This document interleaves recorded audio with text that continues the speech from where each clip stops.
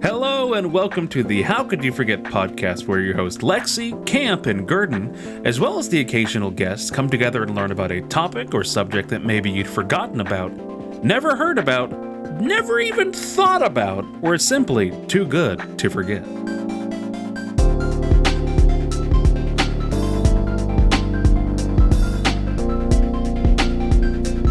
As I said in the introduction, this is the newest episode of the How Could You Forget podcast, and this one follows the peek behind the curtain episode in which the three of us kind of just talked, had a fun time messing around, and just chatted about random stuff in life and about the podcast in general.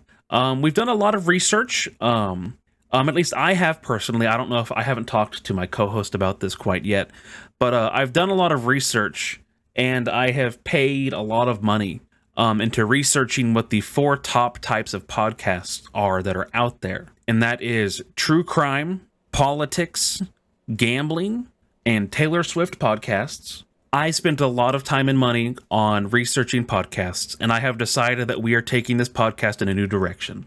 We are going to make a true crime, gambling, Taylor Swift debate podcast because we're following all of the trends that are out there right now.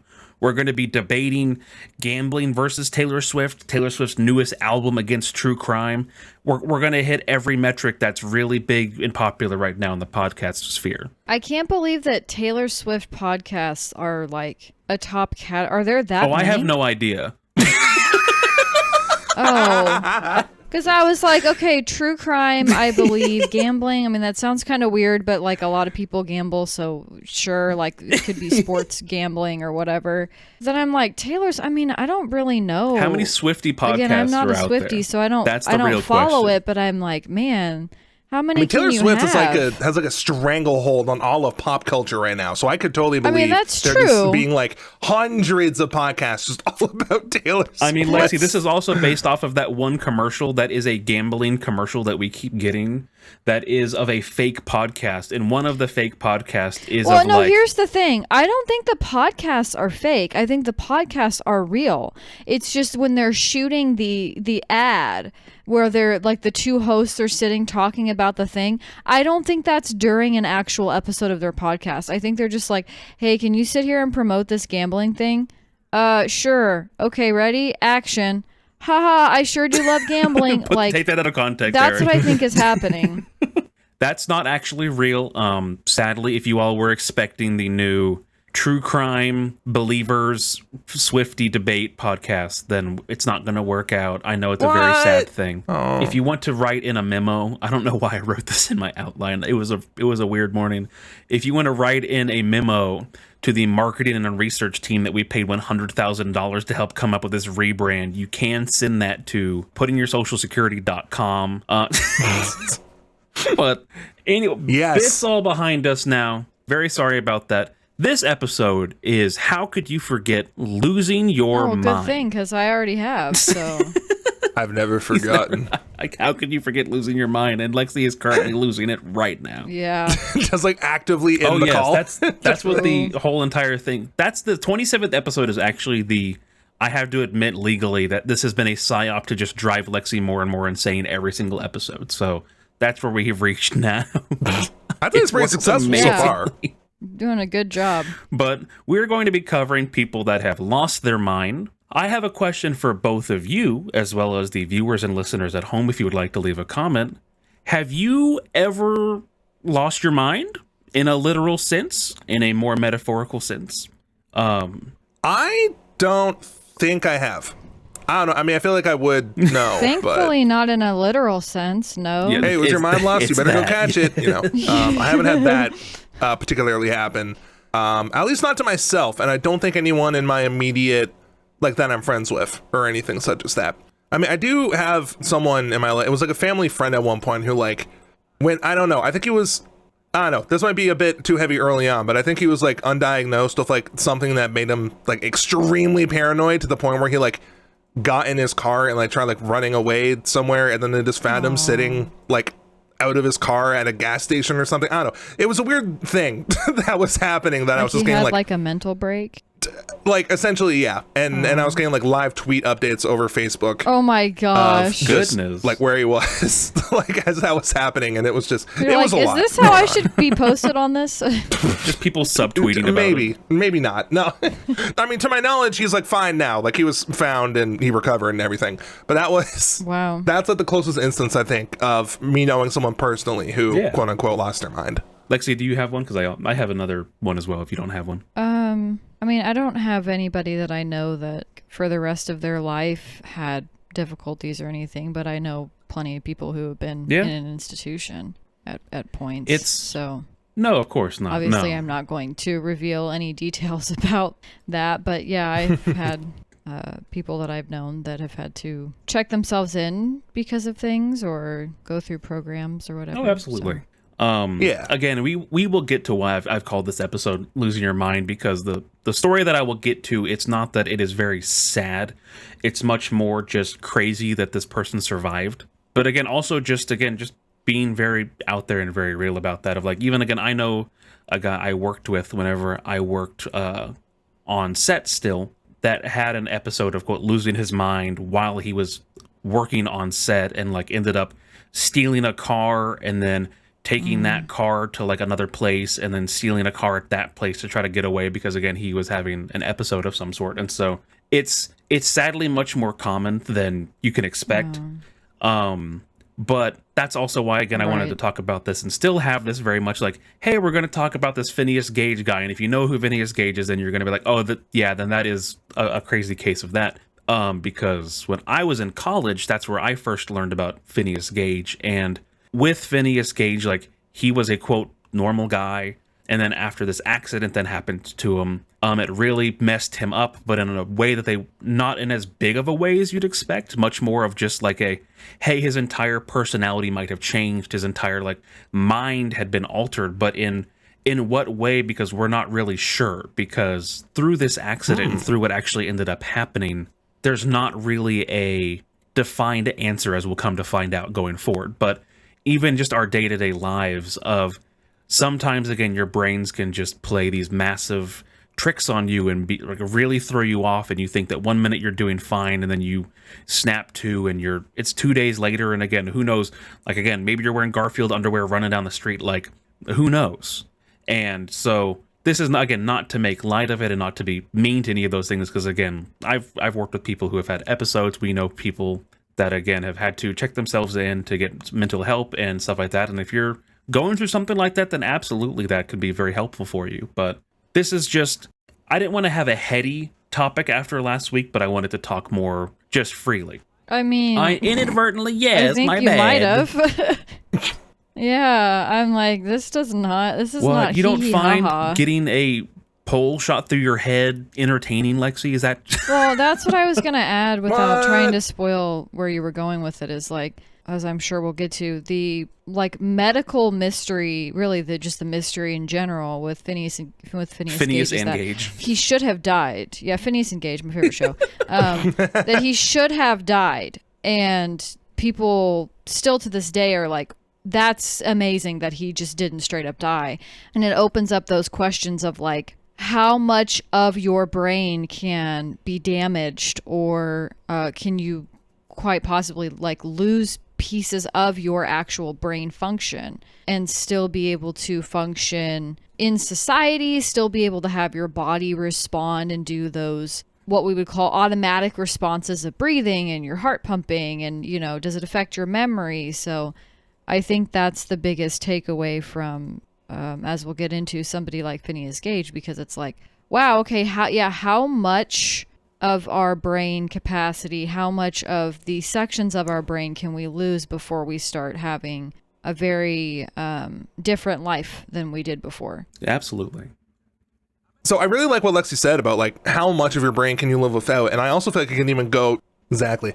I might actually really kind of do what, because we don't really fully understand it yet, right? Like for example, my Oma, my grandma, who is German, that's what that means. I'll just say my grandma. It's easier. My grandma, she has dementia. She's had it for about a decade or so, and it's definitely like you can see the progression over time as she loses like more and more of her memory and more of herself.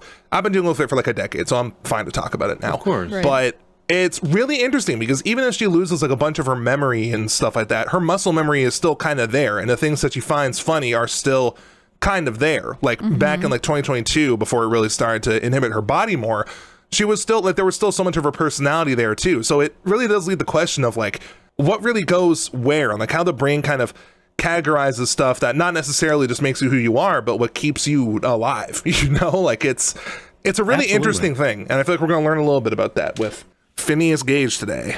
That's a great point, Camp, because that's something that I only know a little bit about as far as dementia goes, but through family and friends of family and stuff like that, we are just now starting to put together the pieces of like different types of dementia and like trying to figure out what types affect what parts of the brain. I'm not an expert by any means, so if I mistakenly say this and it's wrong, please correct me. But my mom knew of someone who their family member was struggling with dementia, and this person had it more in their like the frontal part of their brain, and so it caused a lot more personality changes and aggression in the earlier stages before obviously your mind just starts to go. So I think that that's really interesting because some people, they've said, oh, you know, when they had dementia, they got a lot more angry. Some people are like, oh, hey, they mellowed out a lot. So I think that part is really interesting too, that just depending on what section of your brain is the most hit, that it can change your, again, level of aggression, your personality, your humor, you know, all that stuff. Besides just the physical, you know, going downhill eventually. Yeah. It is a lot. To build on that very quickly, and then we'll get into the quote meat and potatoes of this episode, I assume, of the thing with dementia, again, to help put like a little cap on if we want to come back to it later, of I had a doctor recently even personally tell me, like, if you are worried about dementia yourself, of like, do I have dementia? Like kind of a question for yourself, or like as you get older and maybe you're like, oh, I'm forgetting my keys more and more, or this, or this. You more than likely do not have dementia. And like, that's one of the ways that they can actually help determine something in that same realm of like, if you can sit there and think and question and try to remember, hey, do I have this? And hold on to that question, then you're usually pretty good to where you don't have that. But yeah, you just might be, again, getting older and the old noggin's not working as good as it used to, type of a thing. And so just as a quick, like, hey, like most people that are listening to this, like if they have memory issues or have dementia, or like, or don't, or if they're worried about that, then hey, if you're sitting there being like, oh crap, do I have this? Then more than likely you're good. So just as a quick, like, hey, we're make good you on feel that a little bit better. Yeah, I was gonna say, if you're able to ask yourself if you have dementia, you might not have dementia. That's the important takeaway. The opposite of, you know, you're a redneck if like you live in a rural area and behave as such. Exactly, Lexi. But yes, also again, I know personally that Lexi very much likes these more like psychological topics, and so after remembering this and it getting brought back up, that's why I wanted to. Wow, how could you forget it? You didn't. You remembered. That's also, I really like to play on words of how could you forget losing your mind, because again, basically, again, forgetting and losing your mind, like again, just a very I'm a comedic genius. What can I say? Yeah. But the first thing that, again, when I want to talk about this Phineas Gage person, because we'll just get right into this part, and again, feel free to jump in if you have a question, just let me know. But Phineas Gage was an average dude from the 1800s. He was described as essentially was he a dude in San Francisco?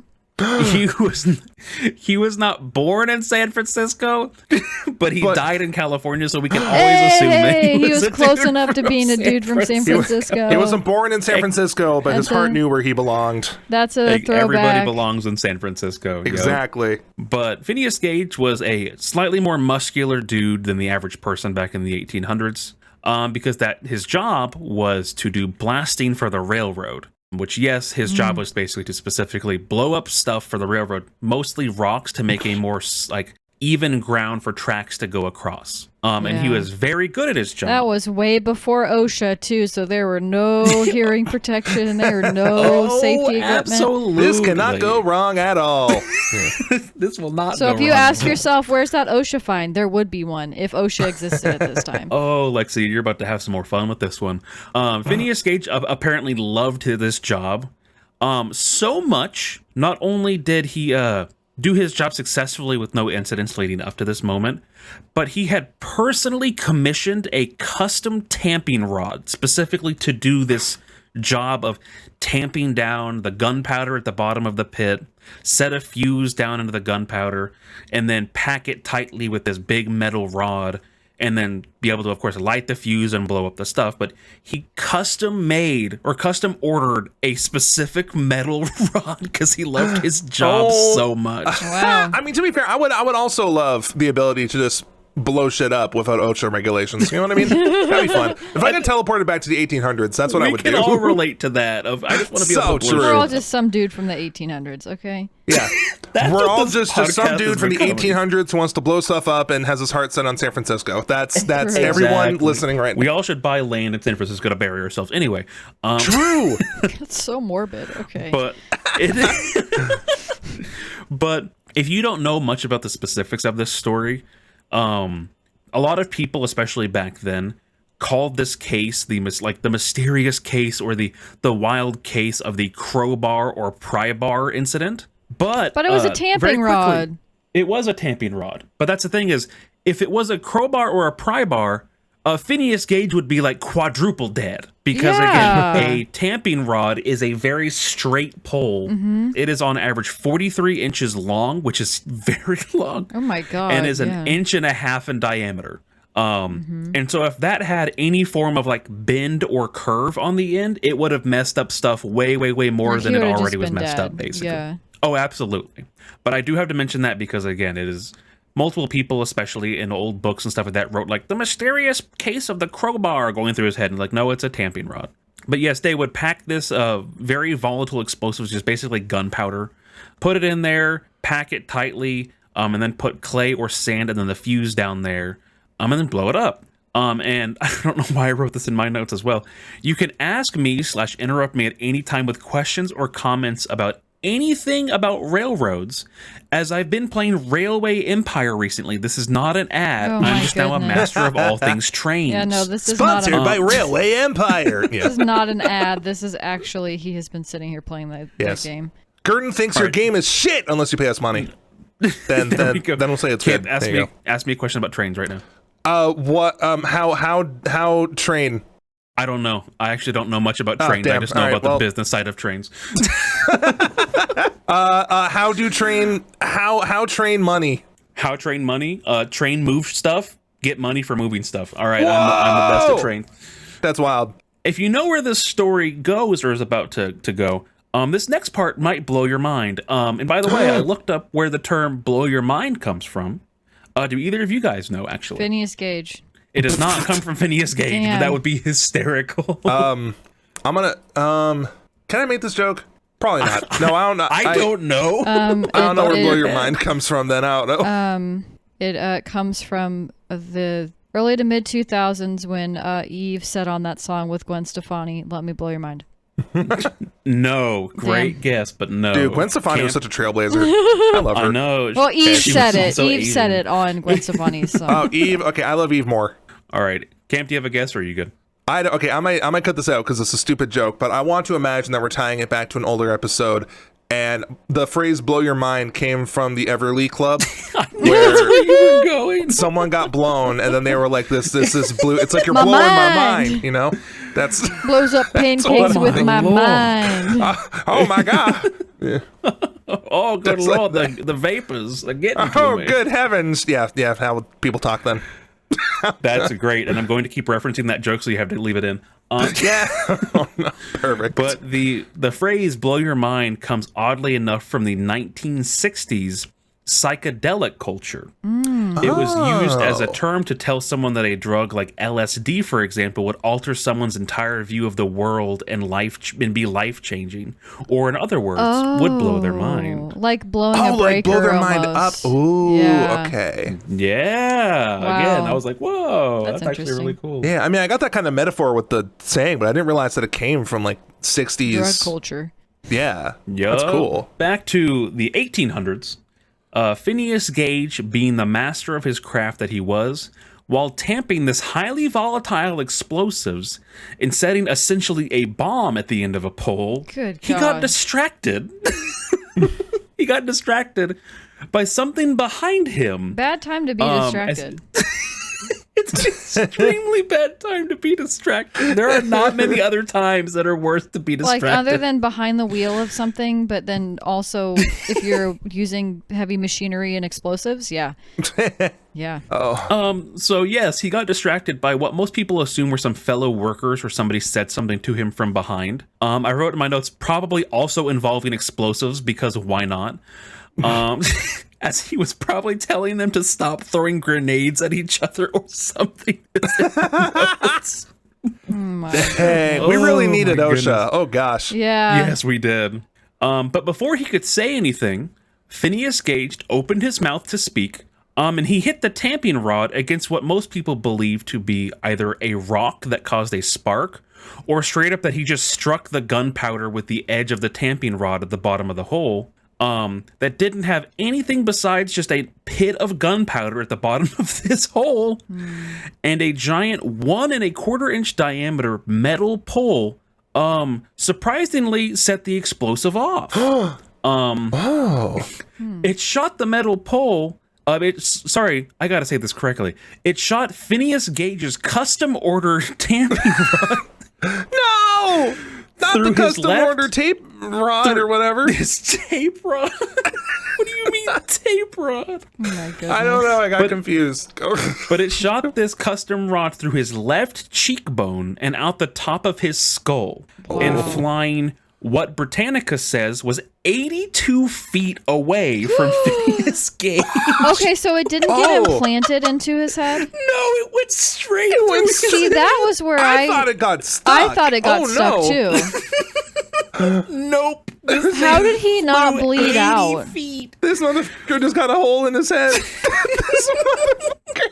Oh, it's why is that? Lexi, I'm not laughing. I'm just like, wow. How did he not bleed out? Oh, Lexi, I actually pulled up the straight medical journal. Again, I tried to cut out everything that's like very gross. But the medical journal is basically the doctor being like, how is this guy alive? How is this guy alive for like a whole journal? Understandable. But as I said, this tamping rod shot 82 feet after going through his skull. And when Phineas Gage kind of landed backwards, as you would expect, after got absolutely having something like this happen. Yeah, shot across the cave or wherever they are. Yeah. Wow. But the other workers stopped what they were doing and quickly ran over to check on Phineas. Very good. They almost certainly thought he was dead or in the process of dying. But according to the medical journal covering this story from 1868, quote, the workers, with whom he was a great favorite, took him in their arms and carried him to the road, which the distance was only a few rods distant, end quote. Now, I have to stop and ask a question. A few rods, the tamping rod? I don't know. I don't know if it means the distance of, like, if you laid rods end to end of, like, oh, hey, 43 inches and then 43 inches. Like, if you did that, or if it means the 82 feet, like, multiples of 82 feet. I'm not sure. Oh, we're going back to the measuring episode. Oh, no. That's a weird, like, why didn't they just say they carried him X number of feet? Or they carried him X number of... Yeah, I was going to say... And also it wouldn't make sense. It wouldn't make sense to have it be the 82 feet the rod flew, because that's not the length of the rod. No. Like, that wouldn't be... No. So it would just have to be however long the rod was. That's really insensitive to use that unit of measurement after somebody just got a hole blown through their head. Why are you using that as the measurement? I don't know. That's why like, I had to this dude sent a rod through his skull, and then it took 5 of those rods to walk this day. Like, what? That's why I had to mention that. When I saw that in the medical journal, I was like, why did he use only a few rods distant? Like, that doesn't help. I don't know. This seems insensitive. A little bit. This doctor's like, hey, yo, you know that rod? All right. But eventually, Phineas was able to get onto an ox cart that he ended up sitting up, mind you. And was also able to talk to the people around him. Whoa. While he had this pole shot in his was head. he in excruciating pain, though? No, he was not, Lexi. Wait, he was actually? How? No. Because, as you will come to find out, the brain does not have nerves. So... Yeah, but all of his entirety of his cheek and his head would. Again, Lexi, I don't know, dude. I honestly wonder. I feel. What if like the rod? I mean, I imagine we'll learn about this more later. But what if the rod literally went through the part of his brain that actually processes like nerve signals or like processes pain? Oh my pain? gosh, yeah. So because I'm like, I've had my head busted open and it bled, and I felt that. Like it wasn't fun. Yeah. I wasn't. Thank God it wasn't like excruciating. I don't remember it being like excruciating or anything. You didn't actually get a pull through your skull, but it didn't feel good. Yeah. Like I'm like, my head got busted open. Like I'm not just gonna be like, hello, good day. Exactly. Oh, that's why. Again, the base story of this is crazy, but as you get into more of the specifics, it just gets so wild. Because, like I said, he was thrown to the ground. Just a very quick recap. Thrown to the ground. He convulsed a few times, and that's when people thought he was dead. Right. But then he just started talking. And people were like, what? What are you doing? And so they picked him up, and apparently he was able to walk with basically just like a person putting his hand on his shoulder and like him using them for his shoulder. Like he was able to walk himself. And he didn't lose his vision. No, he apparently at first his vision was like blurry. Well, but I think eventually he did lose use of his left eye, but again, up until I think 36 days in, he still had use of his left eye, I believe. Wow. But he rode in this ox cart that again was brought basically to transport him, and he sat up for a 3/4 mile ride in this ox cart. Oh my goodness. Okay. Talking to people. Even to the point that once Phineas and the cart got him back to the hotel he was staying at, the doctor got there and helped him up the stairs, which took an hour, by the way. The quote straight up says, quote, "An hour afterward, with what I could aid him by taking hold of his left arm, walked up a long flight of stairs and got up on the bed in the room where he was dressed," end quote. So I'm not sure if it literally took him an hour for the doctor to get there and he was just sitting there at the bottom of the stairs. Like, don't get me wrong. Or if it took him an hour to get up the stairs. I know that this is way back in the day, over 100 years ago. So I know that doctors aren't just going to be like, you can't just get an ambulance and go to the hospital. But it's like, imagine somebody running to go get the doctor, telling the doctor, "Hey, yeah, this guy's got a hole in his head," and the doctor goes, what? Like, as that doctor, I just can't even imagine that you would think that guy would be alive by the time you get there. Oh, the doctor in the journal says nobody believed him, but whenever they found the rod and it had like pieces of skull and it was just covered entirely in blood, he went, I guess it was. I guess it did go through his head. Yeah, checks out. It's like, huh? Yeah, quick. But anyways, even though, yes, it took an hour to either get up the stairs or an hour for the doctor to get there and then take him up the stairs, Phineas Gage somehow remained conscious after all of the time up to his room. And the doctor commented in the journal that he started to become exhausted, quote, from the hemorrhaging from his skull, which was becoming quite profuse, end quote. You don't say. Getting a little bit. Oh gosh, guys, I'm like kind of tired and lethargic today. I think it's the gaping inches diameter size hole in my skull going through my brain. I don't know. I just feel kind of tired. But Phineas, the mad lad that he was like, "Doctor, the hole here in my cheek that went out the top of my head is the issue," and tried to explain that to the doctor. Oh my goodness. I mean, it's important, informed consent, right? It's important that your doctor knows what's up with you. Oh my goodness. This might be confusing for you. You might not know why you're here. But the Phineas Gage then did say, this is an actual straight quote, "I hope I'm not hurt much," end quote. Oh, Phineas, buddy. Oh, bud. Buddy. Oh, no. Buddy. Who's going to tell him? Who's going to tell him? So, hey, Squidward, how do we tell him? Exactly. Oh, no. Oh, no. The doctors then go on to describe the wound in excess detail, saying essentially, "Yeah, it looks like a giant metal pole went through this guy's skull." Yeah. Understandable. Yeah. Thank you for the TLDR. Understandable. Yes. I will have to say this part, they did have to remove some excess brain that was getting in the way. So they just scooped what they said was an ounce of brain just out of the way. But then they In the way of what? of everything. They were trying to wrap it up in a wet compress. Oh, okay. And so they were like, this is kind of just in the way, move. And they just kind of got rid of it. I mean, what else are you going to do? I don't think know. neuroscience was that far in the future. They probably didn't even know what that was for. They were just like, when did you say this was?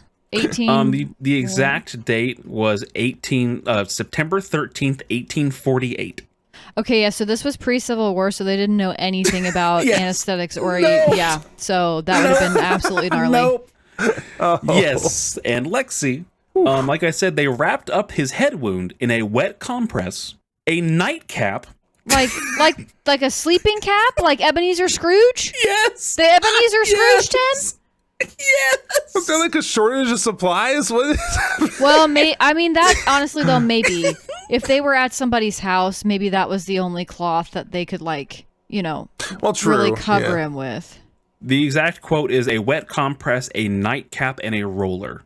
And again, wet compress, as we know, is a wet compress. A nightcap is again a hat. A roller. I tried looking it up, and from what I can tell, is a roller was a term for a thing that helped shoot out bandages. So I'm assuming that they just wrapped it after that with bandages. Okay. So. Okay. All right. But I could be wrong because again, when I looked up roller, I didn't get much besides, of course, roller blades. Hair. And even when I did roller, a hair roller, a paint roller, yeah. But after they wrapped it and put his nightcap on him to help him get some good sleep, they elevated his head, left the hole in his cheek for some reason. They only covered the top one. What? He didn't bleed out in his sleep? No. Oh my goodness. And they told the attendants to leave his head in that position, elevated. And 2.5 hours later, they notice he's not bleeding as much and seems to be doing a little bit better. To which Phineas says essentially, hey, don't worry about telling my friends I'm here. I don't want them to worry. I'm going to be back to work in a couple days anyway. Okay, why is he me? Why is he literally me? That's goodness. Exactly what I would say in that situation. Like, why? Don't worry about it. Don't worry about it. It's fine. I don't wish this on anybody, but this couldn't have happened to a more chill dude. Exactly. Honestly. I think I would have died from the shock of knowing just what happened to me. Most people would have probably died from the shock. Even if the actual rod didn't kill me and it replicated that motion, just knowing that happened to me, genuinely, I think that would be enough to put me in the ground. Oh, absolutely. But the next day after this, his mom and uncle came by, and they immediately recognized him and he recognized them. He actually even talked to them a bit. And slowly, the hemorrhaging from his head began to stop, and it ended up stopping on 2 days later on the 15th. And on that same day... Yeah, that was actually very, very good. And on that same day, the doctors decide to stick a metal probe into the opening of his skull for some reason and poke all the way through the opening to the skull on the other side for some reason. And I don't know why, but it's mentioned in the medical article, or the medical journal. I don't either. I mean, I guess just to make sure it is actually a thing that's real. Is there a straight hole through here? Oh, yeah, there is. Okay, well, I guess I could have seen that hole one here is made of hole, That's literally what it feels like. Like, what do you mean? But they poked through, and one of the doctors didn't scrape the brain, but they touched it, and again, it didn't react because there's no nerves in the actual brain itself. And so they went, yeah, okay, cool, and then covered it back up. Phineas kind of weans and wanes from some days he's doing much better. And then certain days, they literally have the coffin and burial clothes ready for him. Well, yeah, unfortunately, I do understand that. Exactly. But the nurses were basically like, hey, you should just let Phineas die. Like, this is probably going to be really bad for my boy Phineas. Hey, Phineas not doing so hot. And the doctor is basically like, no, we have to help him. And I don't know where I put it in my outline, but I'll get to it eventually. Apparently, this doctor, Dr. Harlow, was actually one of the few doctors that had actually had to deal with somebody having like a brain injury to the point that it had like abscesses and like had messed up parts of the brain. So Phineas happened to, again, survived a metal pole getting shot through his brain, and then happened to get a doctor who basically had experience with somebody having massive brain damage that would then cause the need for somebody to literally go, okay, well, what parts of the brain do I need to cut out to try to clean it out and stuff like that, which is just crazy to me in general. Sorry, that might have been a little gross, but just totally. You're good. I mean, that is wild, especially in the context of like a brain. Like the yes. That's wild. But again, not giving more specifics for this next part, but essentially because it's gross. But they they didn't know how to clean the brain very well. I mean, understandable. Because again, and also I again, I don't think it really happens that much that you don't common have to literature worry about brain just being out.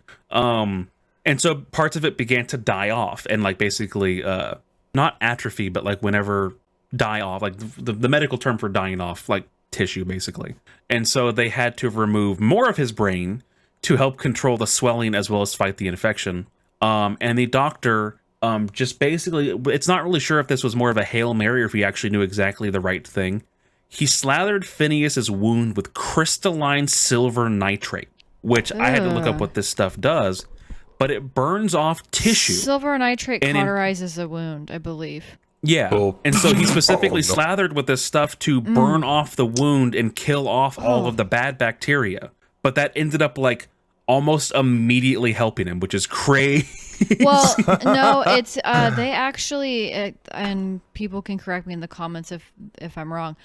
People that have really chronic nosebleeds, I believe they will use silver nitrate to cauterize that, so that way your nose isn't bleeding constantly. Really? Mm-hmm. There we go. Yo, I think so. I could be wrong. Again, if it's something else, let me know in the comments. But I think that's. Let's say if you're not wrong, I would have loved having that when I was younger. Because oh my god, I got a lot of nosebleeds. I'm so sorry for you, Camp. Anyway, sorry about something in my throat. But after being in bed for 23 days, Phineas just decides and says that he wants to get up because he's been in the bed too long. Mm-hmm. But that same day, apparently he did not have the energy to literally raise his own head because he was just so weak. But somehow, with a little bit of help, he was able to sit up and sit over the edge of the bed for 4 minutes before having to sit back down again after using up most of its energy.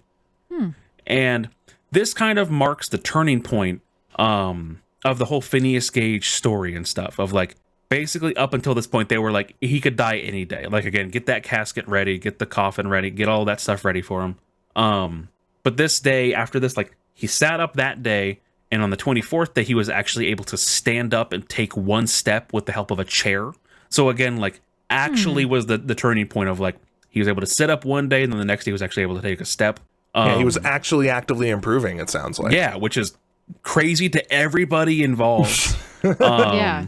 But then eventually, over the next few months, he began to be able to walk more and more, go up and down steps. He was able to actually go out into town and see his friends, and he slowly recovered.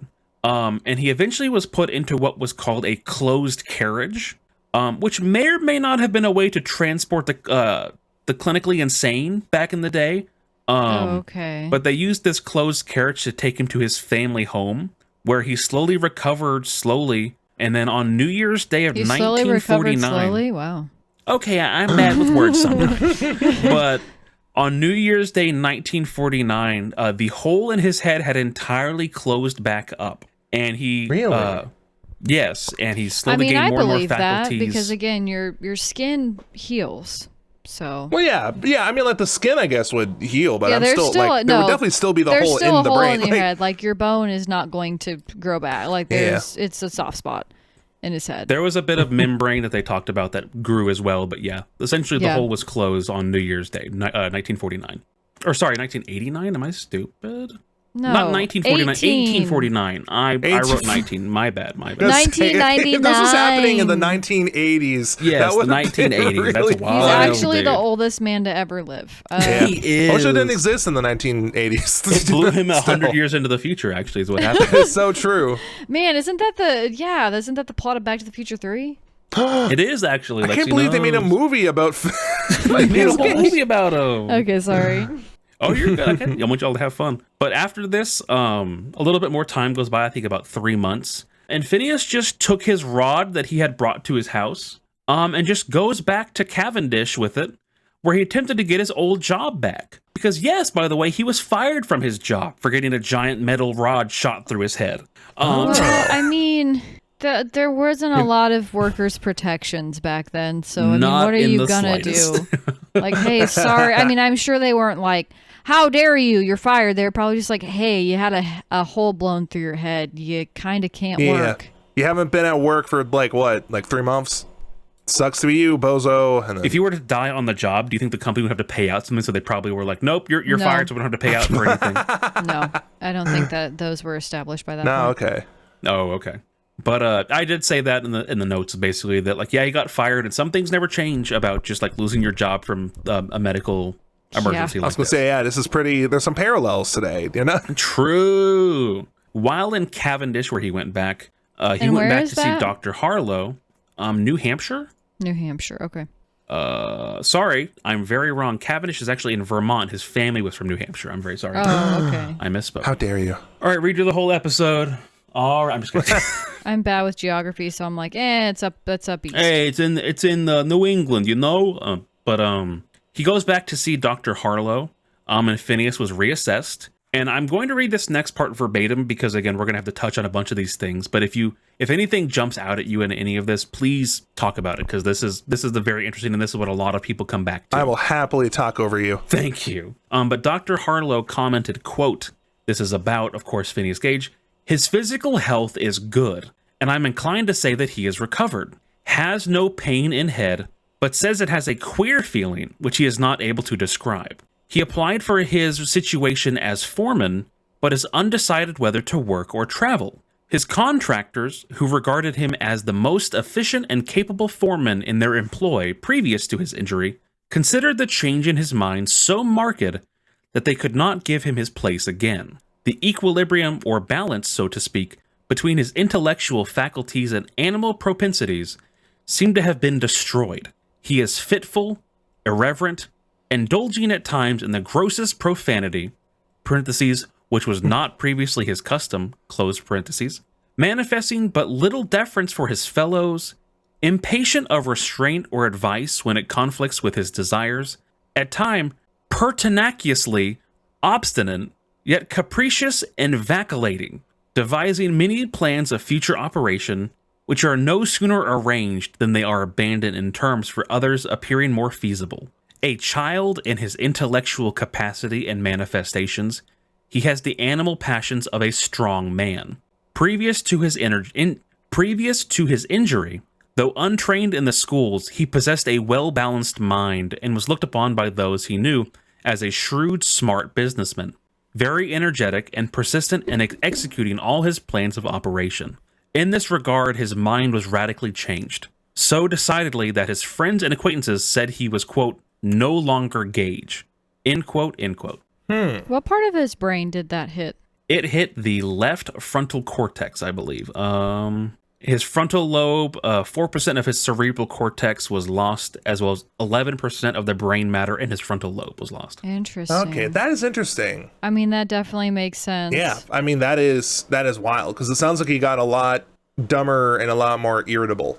Well, because and I mean, a lot more kind of, yeah. Your frontal lobe, you know, it gets a lot of jokes in popular media and stuff, but truly that's what we talk about when we're talking about the development of people, where they say, oh yeah, your brain's not fully developed until you're like 26 or 28 or whatever that, you know, phrase is. It's because your frontal lobe is what develops to in typical development develops to completion last.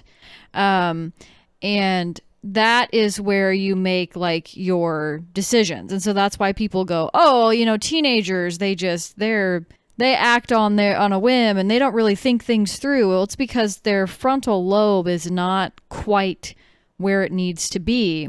And so that impacts your decision making. And so the comment about him being a lot more irreverent of other people, a little bit more animalistic, I don't think he was like on all fours walking around barking at people. I think that is just to say that, like, obviously before the incident, he was an adult man. His frontal lobe was to the point where it had been fully developed as far as, you know, to a level. He actually like planned stuff out and like, right. You know, Gage choice. Gage. be respectful of other people, think things through, think about like, oh, is this a wise decision? Should I really do this? A lot of that goes on in your frontal lobe. So it makes sense that if the most part of his brain that was taken away was his frontal lobe, then that makes sense that he was very irritable. We talked about aggression earlier too. Your frontal lobe is very vital in responding to those situations. And if you have damage to your frontal lobe or things that are affecting it, that can cause aggression as well as other parts of your brain. But from what little I know, that seems to make sense because your frontal lobe is kind of like a command center for all that. So let's say that when he first got the rod through his head, if it didn't go through the frontal lobe and it went through the backal lobe instead, what would that change? The backal lobe. Would it be inverted? He just thinks about his decisions too much? Is that what would happen? Unfortunately not. Oh. No. Okay, there's a reason I didn't go to med school. I was going to say, I don't, I took a semester of cognitive psych, which was like learning parts of the brain and how that's impacted. I'm going to be totally real. I find that stuff so boring trying to memorize parts of the brain. So I don't know them very well. But like I said, I do know a little bit about the frontal lobe. I do know about like how your emotions are regulated, how your actual balance and motor skills are regulated. Again, a thimbleful of knowledge, not at all trying to say I know that much, but just Lexi's based hot on shit. What can we say? Oh my gosh. Yeah. Just based on what you said about the parts that were affected, I'm like, oh, that makes a lot of sense. Because that's why, and brain people correct me in the comments. That's why I wondered about his vision, because your optic nerve goes out through the, obviously at the back of your eye into your brain. And I want to say maybe it's the occipital lobe. Again, don't quote me on that. People in the comments would probably know better. But that's why I wondered if his vision immediately went, because depending on where it would hit, I mean, that could just sever that optic nerve and his vision could have been just gone. Yep. Yeah, or at the very least, it could have grazed it, I guess, because it sounded like he had his vision for a bit, at least for a little bit, until later on. Yeah. Well, that was also because there was, again, without getting into the gross details again, the pressure and things on his eye, because again, the hole was basically right beneath his left cheek. So yeah. Even with that, like, you would have been lucky that you didn't just lose it the second that it went through your head, basically. But he was, again, that's why I was shocked. But eventually, I think they either had to remove it or something along those lines. So, yeah. Ow. But yeah, that's why I had to read out that whole quote directly from that journal by Dr. Harlow, because again, like, that is what a lot of people, and again, you guys are basically hitting on it, but I'll put a nice little bow of, so many people come back to this journal, because again, Phineas Gage was not like anybody famous or did not have like a podcast or was like an actor or anything special and then had this accident happen to him. Yeah, so, no wonder he didn't have a podcast. He lived in like the 1850s. That's dude. the joke, Lexi. That's the joke. but like saying like people did not have like a recording of how he was before or how he acted or what were some of the things that he did or enjoyed of like, oh, hey, he was really into baseball and then after it he was really into hockey. Like there was no like very easy comparison of, hey, he was much more like his favorite color was yellow before and now it's blue. Like we don't even have that. Like Dr. Harlow's account is one of the best. And even with that, people have basically not poked holes in this journal because it's still the best one that we have, sadly. Holes. Oh my gosh. But Holes? Like in his head? It's funny. Yes. Sorry. Thanks, Camp. Thank you. But they didn't poke holes in it, but they did notice that while Phineas Gage was still alive, a lot of his writings were much nicer because he was trying to be respectful and especially respectful to the family. And then once that Phineas Gage was deceased, he was much more willing to actually say like this thing happened and is much more like to the point. And so, but is that also, did that inadvertently, you have conflicting narratives, so it's like what do we believe, even though he can say, oh yeah, I didn't. I mean, here's the thing, without going on a long rant about it, or go for it. Again, go for that my slight Negative background. Spaces begins now. No, it's not. It's not a rant like that. My slight background in psychology, which again, not much. Gonna just say that I'm not an expert. But when we were talking about Phineas Gage, we were talking about parts of the brain, and I also took a class on the psychology of personality as well. I wanted to say to your point about, oh, we didn't know what his favorite color was or whatever. I don't think that stuff would have changed necessarily. And I don't know if that really matters. I think the problem that we have with this Dr. Harlow is we have one person's account talking about this massive event, this massive discovery, so to speak. Again, I know a man was severely injured. I don't want to be, what would be the word? Rude? In distasteful. I don't want to be distasteful by saying it's a discovery, because this guy's life was radically altered. I mean, it was basically like he died even though he didn't die, because I'm sure his life changed that drastically. But that's the problem with having just one account of something. But I would also argue that this was probably the first, if not among the first times, that people were looking at the brain, well, that maybe visually they were too, but where they were taking a look and saying, okay, physically, like Dr. Harlow said, physically, he's fine. Like, his skin healed, he doesn't have any other health issues, things like that, but his behavior is different. His emotional regulation is different. Again, they wouldn't call it those things back then because they didn't have those words. But this was the first case that we really have of people taking a look and going, maybe the brain isn't just another physical piece of our body. Maybe there is something going on. And so all that to say, I'm also biased in this case because I look at it from a psychological perspective, of course, because that's where I heard about this story. And it really does remind me of some of the things that Freud was doing, only to the effect of, it's a callback, but only to the effect of this Dr. Harlow talking about Phineas Gage, somebody like Sigmund Freud. Were they correct? Like 90% of it, no. There are some things that we could maybe look back and use our sources and say, oh yeah, maybe that's what they were going for and they were right about that. But it's not a matter of that right out the gate. They were like, boom, we got it, closed deal, let's move on. It was those initial questions and getting people to think about a whole new field of study and a way of thinking. And so with Phineas Gage, in my opinion, these doctors, Dr. Harlow specifically going, yeah, physically he's fine, but he's acting different.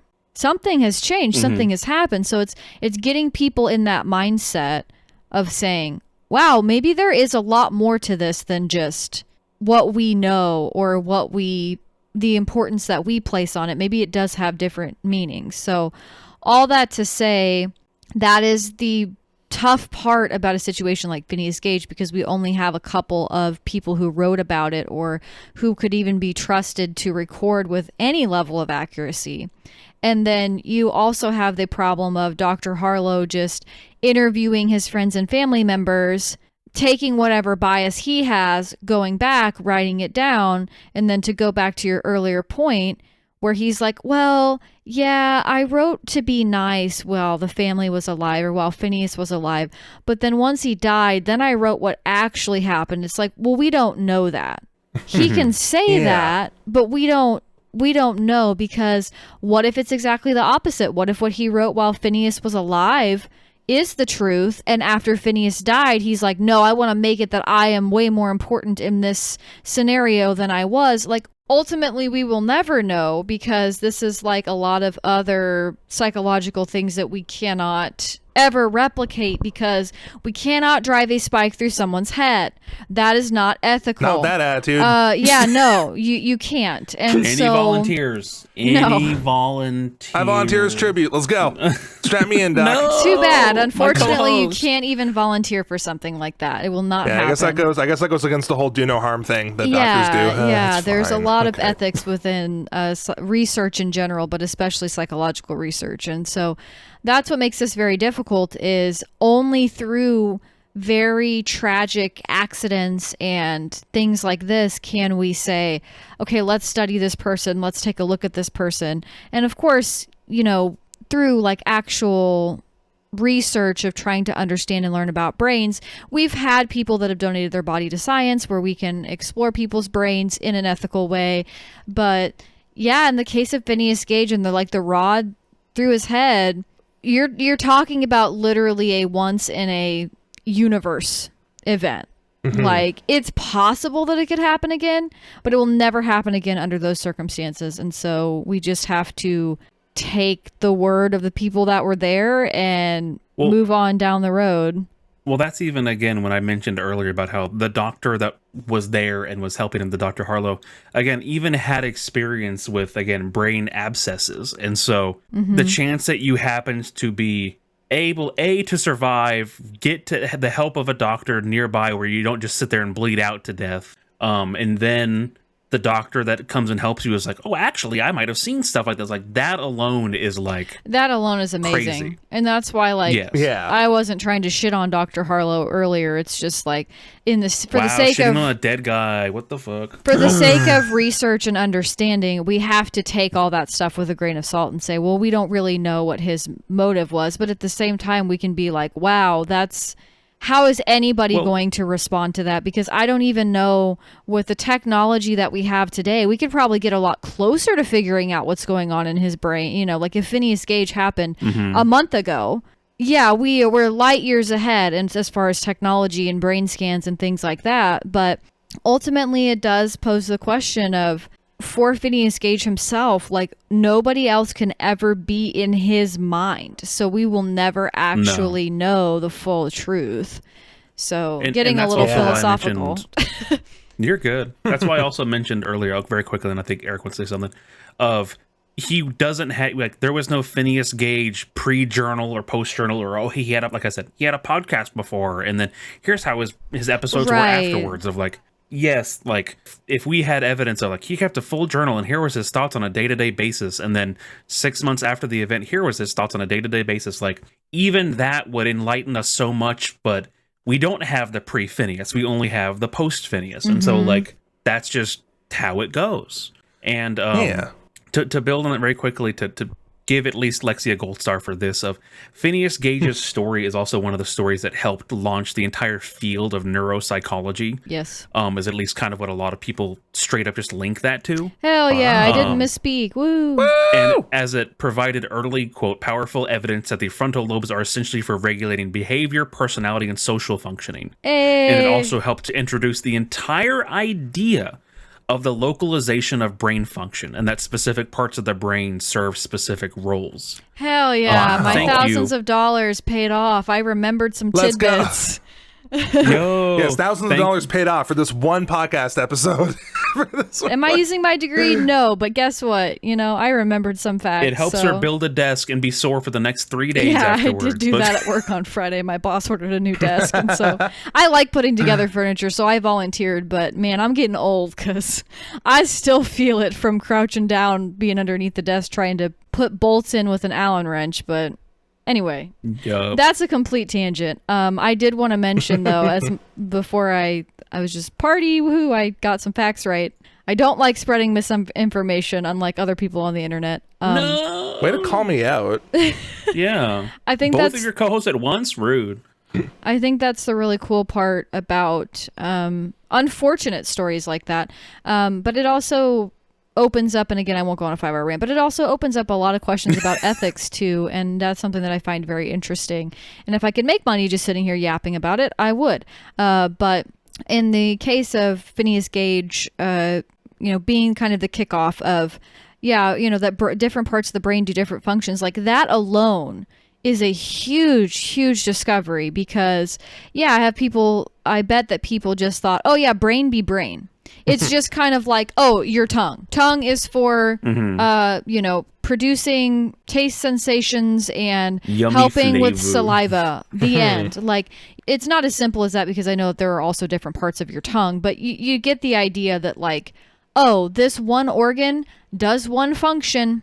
The end. And so they probably thought, oh yeah, brain for thinking. The end. It's like, oh. Well, I mean, very quickly as well, like, even before that, they thought the liver was the most important organ in the body because it was the biggest. Like, even interesting. Yes. I mean, I would argue that your liver is important. I mean, I don't think they were entirely but they off thought that, base. they thought that, like, if you cut out somebody's, like, liver, or, like, if you stabbed a liver, that would kill somebody. Like, that was again, old times. Yeah. I mean, but also when you fortunately and unfortunately, that's not the craziest thing, because like there have been a lot more crazy things, because your liver is actually the biggest important. organ. Oh, okay. Yeah. Like, yeah, that's probably important. Like, that's a pretty simple logical jump to make. Also, I learned this very fun fact, and I have to mention it when you talked about your tongue is for taste buds. Do you know if you step on garlic, you can taste garlic, which is a very weird sensation? Whoa, are you serious? That's Yeah. very Oh, weird. I don't like that. Wait, so I'm implying you got like some sort of taste bud on your foot? It's not that you have taste buds. No, it has to do it's with the linking specifically- of the part of your brain. What is that part where there's a chart? Let me send it to you. Ooh. Hold on. Feet garlic. No, let's see. I'm trying to think of that part of the brain. Feet taste garlic. I'm sorry, I'm trying to find this. I believe in you. Okay, this is the quick. Thanks, being AI. You can taste garlic with your feet due to the absorption of garlic's active compounds through your skin, which travel through your bloodstream to your mouth. Ooh.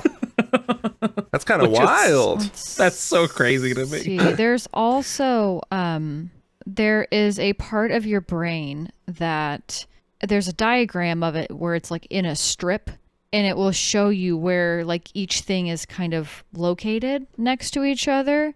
I've seen this picture in like textbooks and stuff like this, but it is called a cortical homunculus. It's a distorted. That's a made-up word. It's a distorted representation of the human body based on the neurological quote map of the areas and portions of the human brain dedicated to processing motor functions and or sensory functions. So let me see if I can find. What does that mean in English, Lexi? It basically says that it's gonna look it looks very disturbing. It's to show what parts of your where is this at? Let's see. Where your motor functions and again sensory functions. So based on this picture, like I hate this. saying that obviously your eyes, nose, face, teeth, tongue, like all of that is in a similar area. And then you have your hand and your fingers in a similar area. And then it goes down to where, your arms, shoulders, and your head and neck are in a similar area for processing. And that's also why the foot, toes, and genitals are in a similar area. And that has been used to explain why there are a lot of people with foot fetishes, interest in feet, like getting their feet rubbed, because Grippers, that's all yeah. in I that was about to same- make a joke about the feet and the genitals being so close together, but like I'm glad you actually made something educational That's about actually it. Yeah, real. it's not actually It's a not, joke. it's- Yeah. So Damn, all right.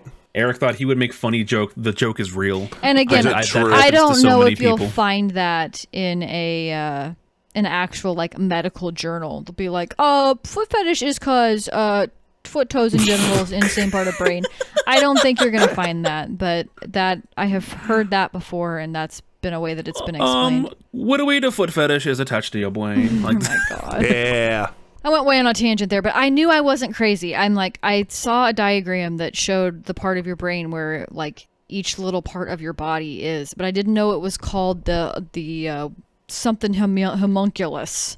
so, very, very quickly for the audio listeners, imagine the weirdest. Imagine, of course, about a quarter of a brain, and then there's just a weird flesh monster with the eyes, nose, it's not mouth, and a tongue flesh. separate from No, the. it's basically a chart that it's called the cortical homunculus, according to Wikipedia. I read off Wikipedia. But it basically shows you what parts of your brain correspond to parts of your actual body. So out to the side where it says tongue, face, nose, there is a drawing of a tongue, a face, a nose. Like there are a lot more other creepy looking ones. I chose a less scary one because This is a less scary one? yeah, this is a Oh, less God. scary one. This is I hate it. I hate it. this one that I just found is from a website called Simply Psychology. Be thankful that wasn't the first one that you saw. Yo, that's me in the corner. That's how me I in the look. corner. Losing my motor function. So true. But Yes. This is the ideal male body. You may not like it, but this is what my peak performance gosh. looks like. But yeah, so it True. basically shows you these somatosensory cortexes. And so it shows you where on your body that those things are located. Or where in your brain, where in your brain those body parts sync up with. There we go. And because we have not gotten to the end of Phineas Gage, I'm a reel us way back true. in. Yeah. Eventually, after he went and saw Dr. Harlow and was reassessed, like I said, he tried to get his job back at the blasting place / track lane. And he couldn't get his job back. So he was seen as a living freak show exhibit for a while and went and worked at like an American that's freak really show sad. museum. Why didn't we talk about somebody else that did that? The fart guy. Maybe I'm not exactly. Yeah. Like I guess whatever. he wasn't forcibly relegated into that That's position true. though. He He was just just chose farting for the to. love of the game. But they specifically for this, it was a American museum. It was not like a traveling circus. This was like a stationary like museum that was like, come look at these wacky zany people. Like much more than like, hey, look at this freak over here. Like Kind of like that's proto Ripley's Believe It or Not. I think so. Is kind of what the vibe I got from it. But he worked there for a while. And then Phineas Gage just moved to Chile. What, for like any reason, or was he just All like, right. nah? He moved to Chile to be a stagecoach driver. All right. Well, that's certainly out of left field, but okay. And exactly. And Dr. Harlow, of course, lost contact with him. He kept in touch with some of his family.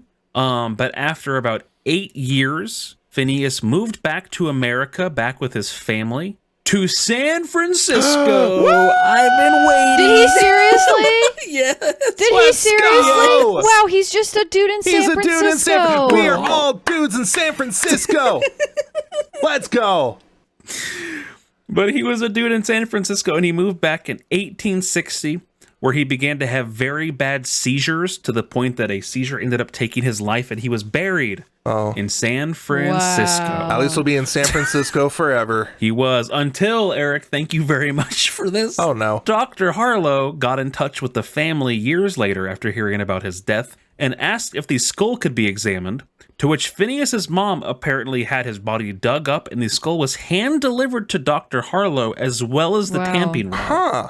I didn't realize they still had the tipping rod. Oh, no, he apparently carried the tamping rod around with him everywhere.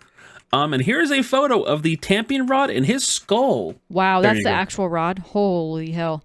Yeah, the actual skull, Yes, too. that's Wow. what went through his head. Is that his actual skull? Did you say that? Yes. Oh, wow. Phineas' skull was delivered and then bisected so they could do research to see which areas that it was like what areas it went through. As again, this is as you went off and very eloquently put of like, this is a one-off case that again will probably never happen again. And still baffles people to this day. So they were able to at least do research. And even as recently as like 2002, 2014, and I think another one in 2016, maybe I'm wrong about that one. They actually did a 3D recreation from a scan of where the rod would have gone through and what areas of the brain that it would have hit. And so because of them having this skull, they're actually able to go through, as in 2002, they thought that the rod might have gone through much more of his left side of his brain and more into the right side, while more recent ones think that it might have only been contained to the left frontal cortex. Interesting. So again, Interesting. still even getting more information from Phineas Yeah, because Gage, I like, imagine that the these only days, which is ethical way you crazy could to me. do this is by running a simulation.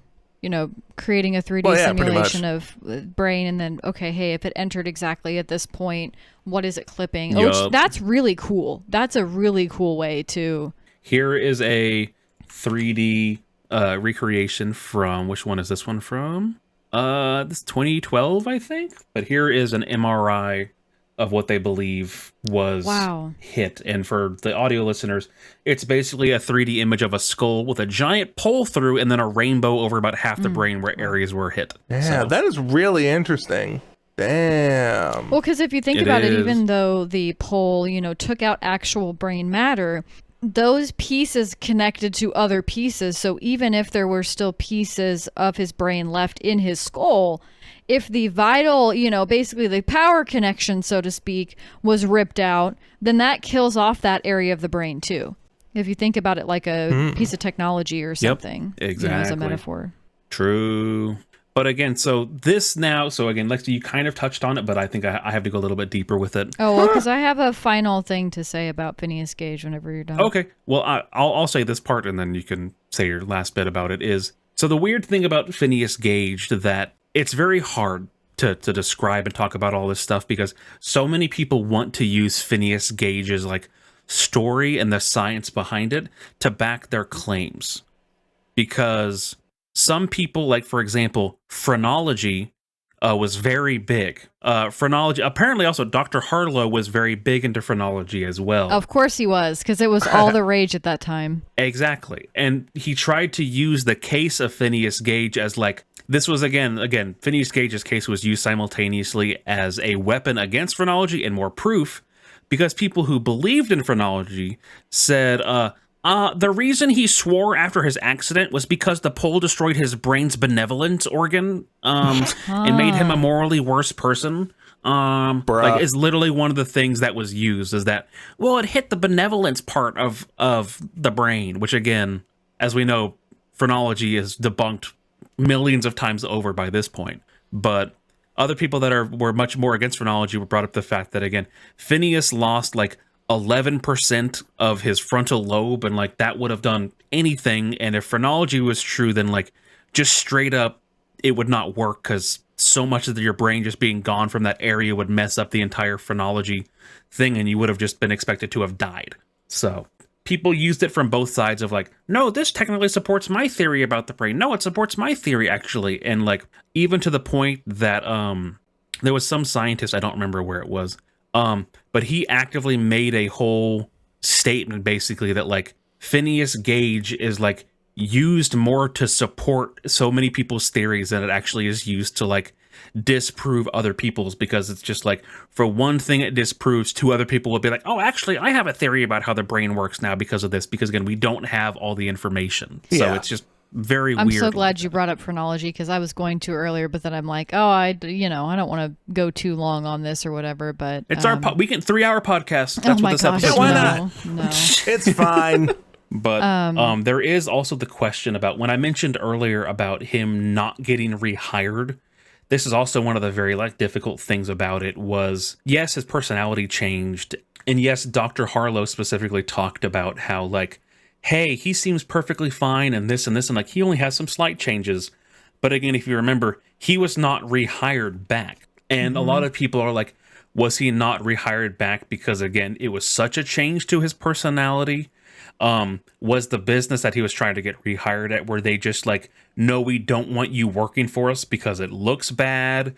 Is the like, oh, we don't want this to happen again? Like, it brings up a bunch of questions about that as well. Cause like, even if you just go on the fact that people were like, oh, he was so so angry and mean after all of this stuff happened, like there's still also not really much proof besides people just being like, yeah, that's not really Gage. Like he swears now and is much more impulsive. But like some people said straight up that like, oh, he was very promiscuous after this, but like there's no record of that.